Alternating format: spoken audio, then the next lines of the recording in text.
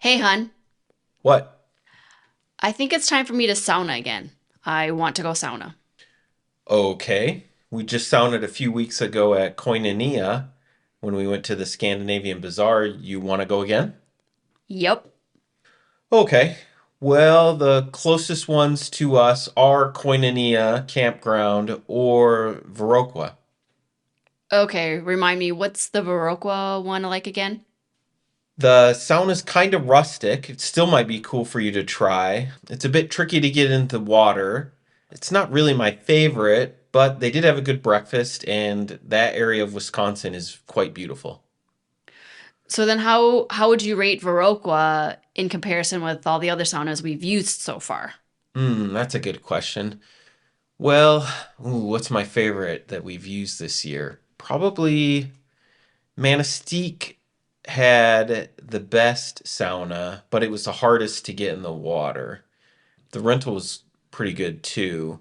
Big Traverse Bay had the best cold plunge. The sauna was a little bit difficult to light, but I really enjoyed going up to the UP. I'd love to go back again. That one in Isabella, that was a nice log sauna, but we couldn't really get in the water with that one. Koinonia was a good sized sauna, but I think it needed more fresh air, and the stove was a little small for the size of that hot room. And it's kind of muddy and weedy getting into the water. That barrel that Becca and I used, that was decent, but not like crazy amazing compared to the other saunas. Larsmont was nice, but a tad public and also tricky to get into the water, especially at night. That could be dangerous getting into that rocky superior water. Yeah. Madison, I don't really consider that one a sauna because we didn't really do rounds or steam. Herbster was probably the nicest built sauna, but there was no water at that one. Trying to think of the other ones we've been to. Tahoe, carpeted sauna. I probably don't need to say any more. Yeah, no, that's okay. I went and used Dan and Kathy's sauna, their electric sauna in their basement. But I'm guessing you probably want wood burning and a little bit of a getaway. Yeah, yeah. I want to go somewhere. So, I don't know. I guess with all of that, like I said, I want to go somewhere and I think I do want to try someplace new. So even though Viroqua may not be your favorite, I think I'd rather do that than Koinonia. They kind of are similar in cost, right? Yep. Roka's a little bit more expensive, but you get breakfast. It's super affordable. Okay, let's go.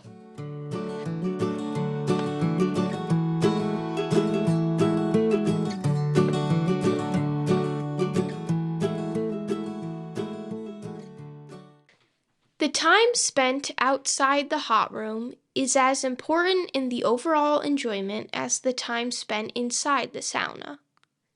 The moments immediately after the bath, so rich in enjoyment, are made even more so if one can lie naked in the fresh air looking out over a lovely stretch of land and water. Konya and Berger from the International Handbook of Finnish Sauna. Hi, this is Becca, and welcome back to the Sauna Trail podcast.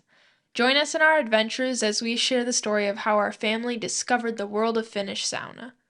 You might be wondering, why would anyone do a podcast dedicated to something as commonplace as sauna? It's like doing a podcast about flower pots, or tomatoes, or glue.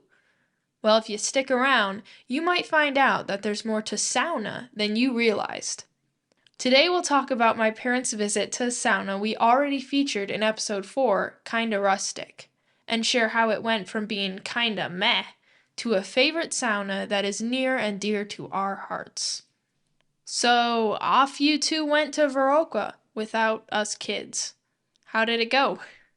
It went well. Our first sauna trip was a weekend getaway in Herbster, Wisconsin. If you haven't listened to that, it's episode 3, and we talk about vulnerability and nakedness in a literal and figurative sense and how it brought us back together in our marriage. Anyway, this trip to Viroqua was only our second getaway, just the two of us. We'd been to a handful of saunas, but always with the kids and other family members. Chris and Ann were the owners of this vacation rental that Christopher found in Viroqua. They rented out their basement as a little bed and breakfast. And they're just a delightful couple who have been a significant part of our sauna journey. I think Anne has some Finnish connections in their family. So the first time Chris sauned was in the Upper Peninsula on Long Lake near Mercer, Wisconsin, with, in his own words, real Finns. Yeah, I don't even know if they realized how important they were in our sauna journey. That first time that I visited with my dad and my brother, they gave us quite a bit of instruction and answered a lot of questions before and after our visit. Chris built his sauna for only $800. I asked him some questions about it. He said that the floors and the walls were built out of pallet wood and the interior wood was from Amish milled pine. Chris said that lots of sap oozed out of the pine when they heated it up for the first few months. But many of the best saunas we've used have lots of old resin oozes on the wall.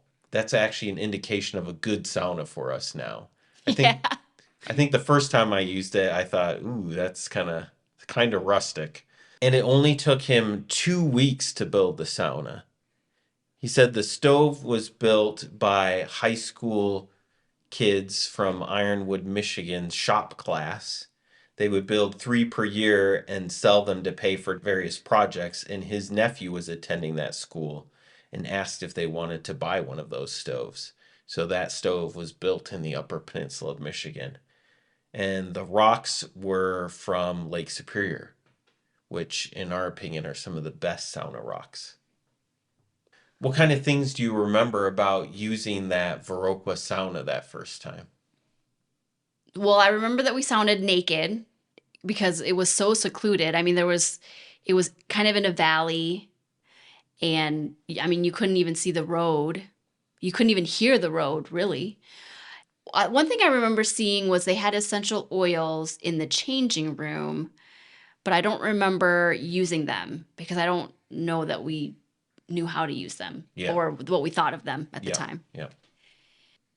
You know, you had already shared your thoughts on that sauna. So one thing that I remember was I did not like the long walk from the house to the sauna.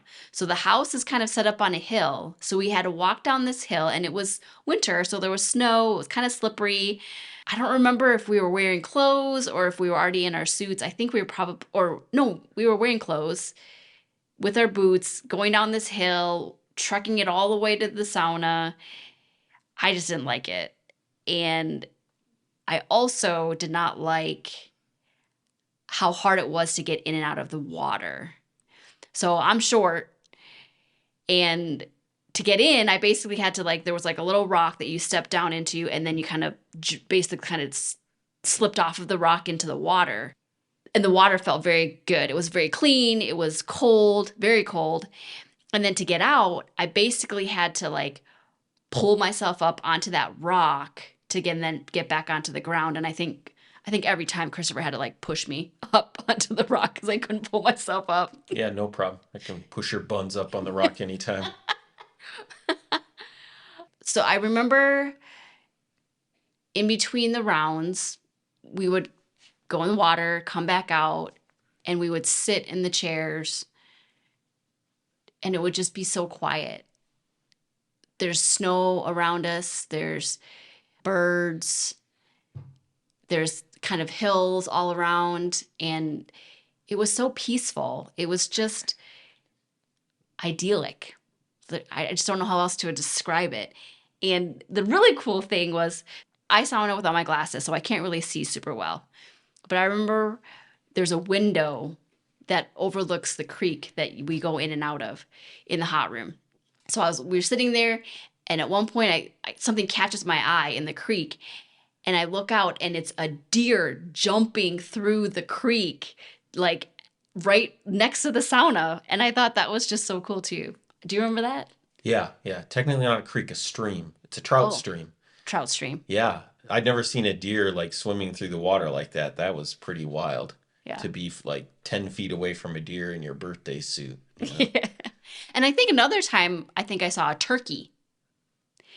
Those were kind of the things that I really remember about the sauna. What'd you think about the rest of the rental there? I remember that breakfast was good. I don't really remember what we ate, but I remember they brought breakfast down for us and it was delicious. Yeah, yeah, I'd agree. Both times I had breakfast there, it was great. The rental itself was a basement. It was 1 bedroom, and then it had a kitchen and a living room. And I think it had a pellet stove. Yep. I had no idea what that was or how it worked. I'd never seen anything like that before in my life, but it was really cool. Yeah, it was kind of up on the hill, but it was in the basement, but there was like a glass wall and you could see the sauna and the trout stream. So it was a really pretty view even from the apartment. Yeah. Yeah, and we'd gone around Christmas time. So I think that year I was looking to find a Christmas Eve candlelight service here in our town where we live. But since we ended up going to Wisconsin, I started looking in that area, and there was a small church down the road from the rental, and they happened to have a candlelight service, so we went to that candlelight service for Christmas Eve. Yeah, that was nice. I think you were disappointed because it didn't actually. I think they were like fake candles and they didn't turn off the lights. So Yeah. Yeah, I wanted to get super dark and have real candles. And then we also did a 360-degree photo tour at Driftless Cafe. And the chef and owner, Luke, made us like a big spread. Basically, we didn't order anything. It's just he made stuff and brought it out to us. And that was a real treat. yeah, we had real truffles for the first time. And it was really fun because he told us this story that, well, first of all, he brought out, it was some sort of pasta dish. And he brought out the truffle and he just started shaving it, like just pieces flying everywhere. And in my head, I'm like, whoa, truffles are expensive. Like, I can't believe he's so lavish with these truffles. And so he told us what happened was he had ordered truffles for a New Year's Eve party at his restaurant, but the company sent it too early. And so the company sent him or was going to send him another shipment of truffles at no charge. And then they told him to just keep the truffles that he currently had. So he was like just ecstatic because he could do whatever he wanted with these truffles. And so I had so many on my plate and it was so good. Yeah, these were black, I think, Italian truffles. Mm-hmm. It was the first time I ever had them, and I really did enjoy them. They were not what I was expecting. They were very mild, but really flavored well with the pasta dish that we had. So, and then some of the other things we did in Viroqua, it's just such a quaint little town. It's really cute. It's like kind of artsy, kind of like more like natural. They tend towards more natural lifestyles. And so It's a little hippie. it is a little hippie. And then one thing that we got to do that was kind of fun was Wisco Pop is a flavored soda. How would you describe Wisco Pop? It's a local soda company. Yeah. So they actually gave us a tour of their place, which was very nice because I think it was like Christmas Eve or something. I don't even think I realized that it was Christmas Eve, but that was really fun. We got to see where they make that and bottle it. Yeah, and I think we also went to the local coffee place there, Kickapoo Coffee, which is now called Wonder State. And then they also have kind of like a central market area in town that has a bunch of little shops and antique stores all in one building, and we went there. Yeah, and that was where I found these woven rugs that were made out of denim. And we found out, so we bought like 2 of them, and we found out that we wanted to buy more. And so they told us where the Amish family was that made them and that we could maybe just go there and purchase from them directly. So we ended up doing that. And I think we have like 3 of them. So we actually went there, knocked on their door, and bought a few rugs from them at their house. Yeah, and I think that was just over the ridge, basically, from where we were sauning. Yeah, but far enough over that they couldn't see our naked bodies sitting in the chairs. right, right. So, so after that trip, did you enjoy the sauna? Did you enjoy Viroqua? I remember really enjoying the sauna. I didn't love the water, I didn't love the walk, but I loved the quiet and the seclusion of the location of the sauna. No, you didn't love the water. You didn't love getting in and out of the I water. didn't love getting in and out of the water. You're right. The water itself, once I was in, I loved it. I just didn't like getting in and out. Yeah, I really enjoyed that getaway.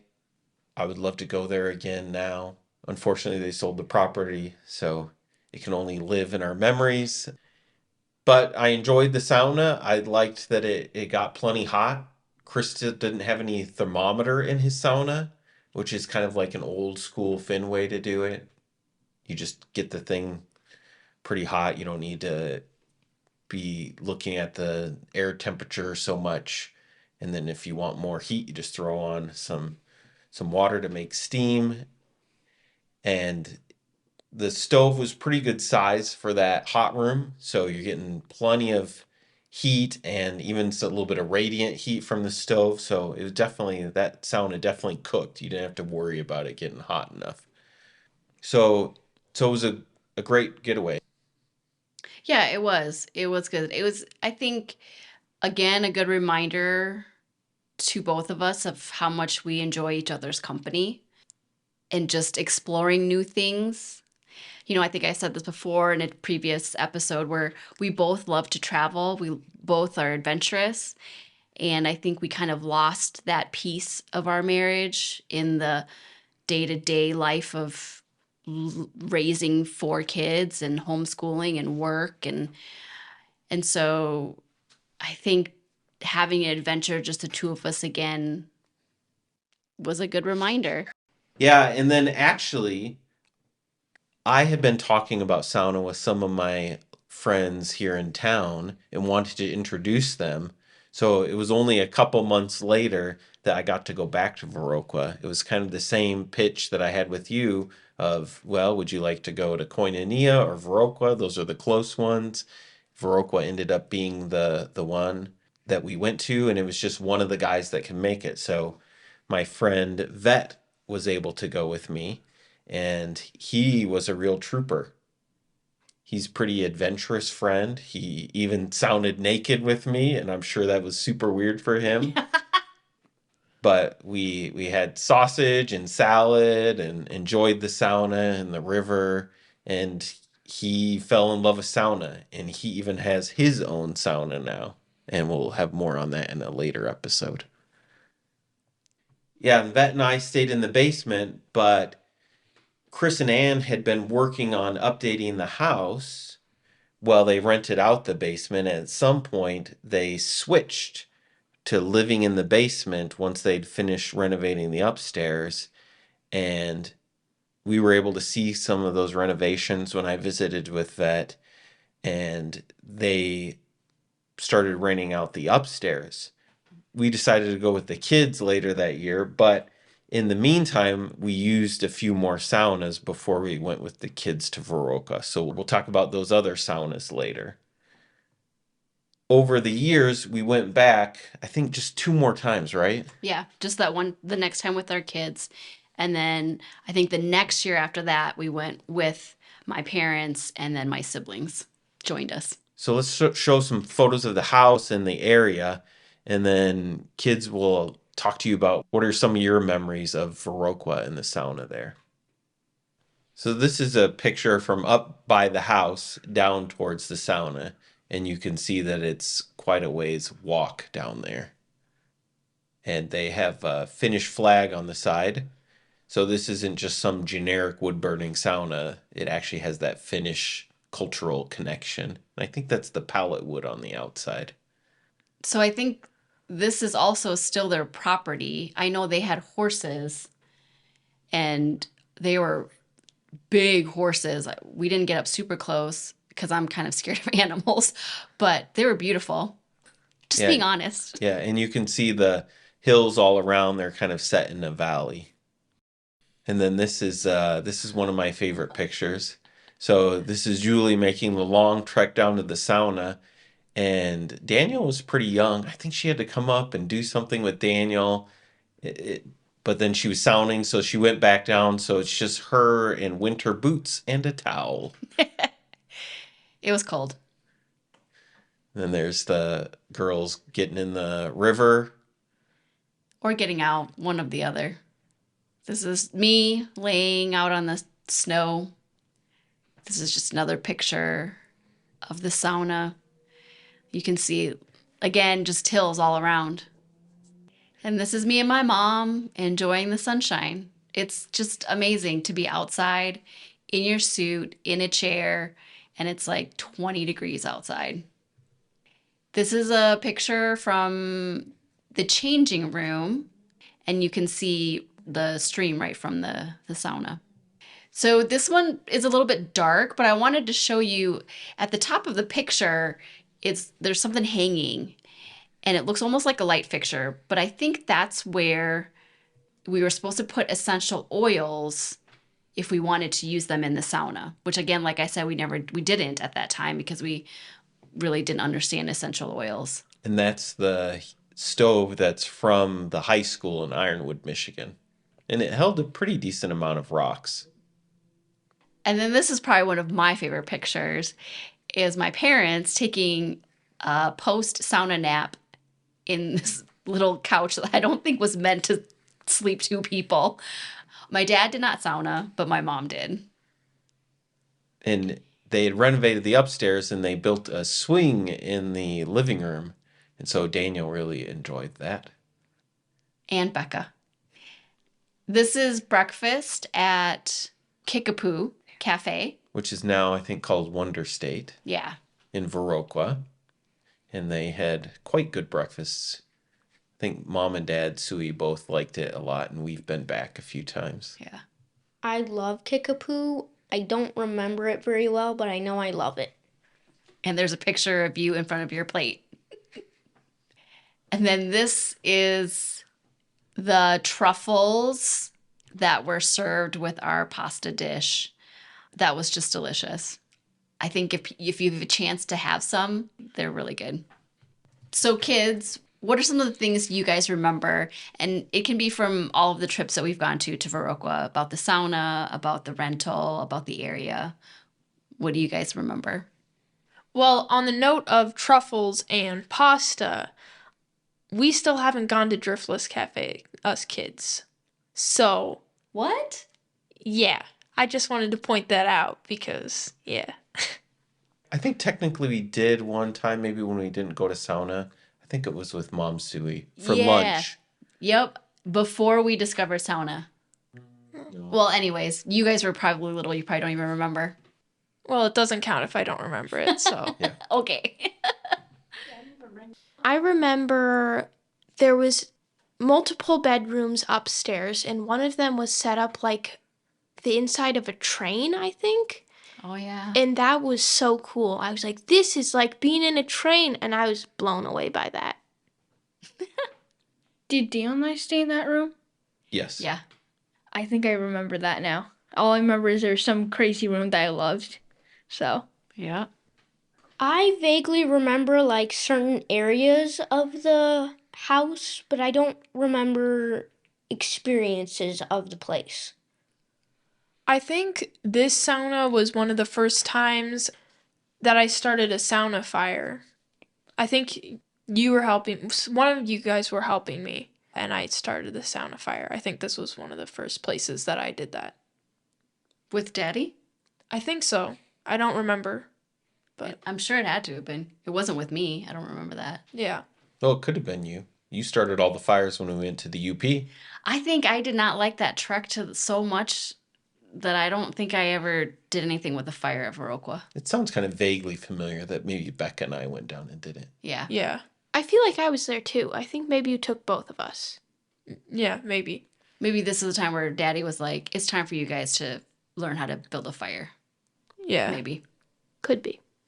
In regards to the sauna, I think there was at one point I went out with just mommy and daddy to sauna because I don't think any of the other siblings were there. And I came into the changing room. We had all just gone out into the stream. Mommy and dad had spent like a really long time in there, getting nice and cold. We came back in. I was standing up on the bench looking out the changing room window, and I saw something like floating down the stream. It was like something small, but it was floating down the stream. And I told Mama, I was like, Mama, what is that? And Daddy was like, oh no, that's my flip-flop. And then he like ran out there and he was like swimming down the stream, and I was just giggling, and I thought it was so funny. And Mom was like, oh, he's gonna be so cold, and she was like worried, and I thought that was hilarious. And Was then, I really worried? Because I'm laughing right now because No. he was buck naked probably running down. yeah, he's like swimming, trying to catch up with the flip-flop because that stream was moving fast. At least it seemed that way. Anyway, so Daddy came in, he was like freezing to death, and I thought it was so funny. Did he get the flip flop? Yeah, he did, actually. Well, mission accomplished. Yeah. Yeah, I think this was still around the time where I didn't appreciate cold water. So with the combination of it hard to get in the water and come out of the water, and then it being moving water, I don't remember really going in the stream at all, which kind of bumps me out because I want to use it now because I feel like I would love that now. Like Yeah, the you would. fresh, cool, moving water. Yeah, in the middle of nowhere in a little valley. I would totally love that, but I hadn't learned to appreciate it at the time that we were using it. So, Any other memories? I feel like I do remember the water was super cold, but I don't know if even I went in it. But I just remember like it was either really cold outside or the water was cold. Something about it, I just remember it being cold. Yeah, I think at this point, like Becca had said, I don't think we had really learned to embrace the cold water. That comes later in our sauna journey. So we went in the water, but we didn't really stay that long, except for the one time when I was chasing the sandal down the river. Well, and I feel like that time you and Mama did something extra, like challenged yourselves to go longer. And you guys were like, oh, we stayed in so long. And that's why Mom was worried because you were already in there for a long time. But it was probably only like 15 seconds. Yeah. It probably wasn't very long. We go a lot longer now. Yeah, yeah. well, and I will say, because we had gone to the UP before Viroqua, at least for us kids, and I did love Lake Superior, but I think that kind of spoiled me for a while, and it was hard for me to appreciate other cold water because, Lake Superior, you just run down the sand into the water and it's clean and doesn't really move, and from then on, it was difficult for me to love other water, whatever it was. We spoiled you. Yeah, I remember you complaining a lot about getting in and out of the water. Yes. Drove me crazy. I remember the swing was pretty slippery and I was afraid of falling off. And I think, so you and Dada were there, and then Uncle Anthony and Aunt Linda were there too? Yep. And I think that was maybe their second sauna. And I remember Linda was a little tense that first round because it was pretty spicy in there. It was probably north of 200. But the more that we sounded, like the second and third round, she just relaxed totally and then just kind of started going at her own speed. Yeah, that was fun to watch. Her kind of how tight she was at the beginning, and then she kind of got into her own rhythm of when she was ready to go, she went out, and when she was ready to get in the water, she went in and came out, and that was fun to watch. Yeah, and that's actually pretty common with most sauna goers. You have to learn how to relax into it and kind of get used to what is this crazy environment that I'm in. And not freak out. I will say, like, the rental itself was really nice. The kitchen was super cute, and they had a big wooden table in the dining room that could seat all of us and more. And the wood was really nice throughout the place. It was a really nice place. Beautiful big windows too. Yeah. Do you remember Thaw. Thaw is the Cambodian word for grandpa. So do you remember Thaw being nervous about all of the loud coyotes? I do remember that. I was also scared of them because we heard them like howling. I think it was around dinner time. It was dark outside, and we heard them howling. And I'd never heard that before. And then the thought just like freaked out. I think did he put a stool in front of the door? No, it wasn't a stool. It was like a big bench, but the door's locked, and it was like the big lock, and like. Don't remember. And I wanted to go onto the deck and listen, but he wouldn't let me. Yeah. Oh, that's funny. My dad. I love him. Yeah, nervous is an understatement. Well, and I think he was also nervous because the drive to Viroqua is beautiful, but the roads are narrow and wind a lot and go up and down valleys. And I think he was already like in a nervous state from that. That's right, because he had me drive their van home because he didn't want to drive all those windy roads. Yeah. Yeah, so just kind of summing up the Viroqua sauna, it was one of the first saunas I used. And my take was that it was kind of rustic. It was okay. But the more and more that we used it, it went from rustic to charming to, I think, our favorite sauna. Definitely mine. Yeah, and mine too. I don't know about the kids. No, I don't think for any of them, Yeah. but for both of us. It might be if I remembered it, but I don't. Okay. And so it's interesting how our view of sauna changed over time. How more rustic saunas, as we've used lots of them, how we've learned to appreciate how good they are. When I see a picture of a rustic sauna with some resin on the wall or some old curtains up in the changing room, I know that's going to be a good sauna. Definitely. And then also the setting is huge. Just that quiet, driftless valley is hard to beat. It is, and I think that's probably why it's my favorite. Yeah, in fact, as I've learned about sauna and started reflecting upon that, I've asked people several times in the wood burning sauna Facebook group, I've asked them if you could choose between two different saunas, one that is the world's most amazing sauna, maybe a smoke sauna, log one, that's super amazing, but it's set in like Times Square and it's really busy and crazy. Or just kind of like a so-so sauna that's compromised in a lot of ways, and it's not amazing, but it's set in the most idyllic setting, like maybe near a waterfall, back into the middle of the woods. Which would you choose? And it's interesting to hear people's responses to that. What would you kids say? Which of those two saunas would you choose? I would choose the so-so one because it's just like more quiet. You're not having a huge, like, a loud environment. And it doesn't have to be super great, but as long as you gain the good experience. Yeah, I would pick the one in nature. I don't know how well I would enjoy any sauna if it's very loud. I would definitely choose the so-so sauna in a beautiful setting, especially if it has a cold plunge and the city one doesn't have a cold plunge. I will almost always pick a sauna with a cold plunge over a sauna without one. I might need to adjust my question and add that next time. Which would you choose, Becca? I would definitely choose the so-so sauna in a beautiful place. Like Daniel said, I don't know how well I'd be able to sauna in a loud environment. Like, we've used a couple public saunas or saunas that are in a more busy environment, and it's so much harder for me to relax and enjoy myself. So, even if the sauna is not that great, just being in a beautiful place makes it that much better. So that's unanimous.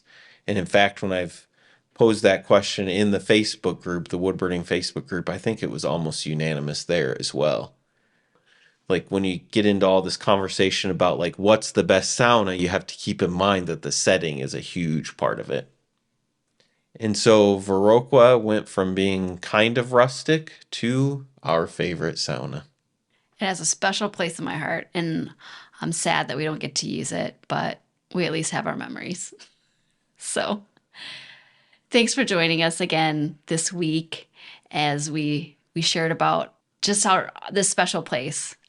Next week, we travel farther than we ever have to use a sauna, and we'll tell you about our favorite band and how it relates to that. Stay tuned. If you haven't yet, join our locals community and say hi. It's free to sign up. You'll get regular updates from us. If you enjoy our content and would like to support this podcast, Locals has that option as well. The address is thesaunatrail.locals.com. We appreciate all of our supporters and fellow sauna hounds. Our podcast can be found on Spotify, iTunes, YouTube, and other streaming platforms, as well as our website, thesaunatrail.com. New episodes release Saturdays, which is the traditional Finnish day for sauna, also called Sauna Päivä. We hope to see you on the Sauna Trail.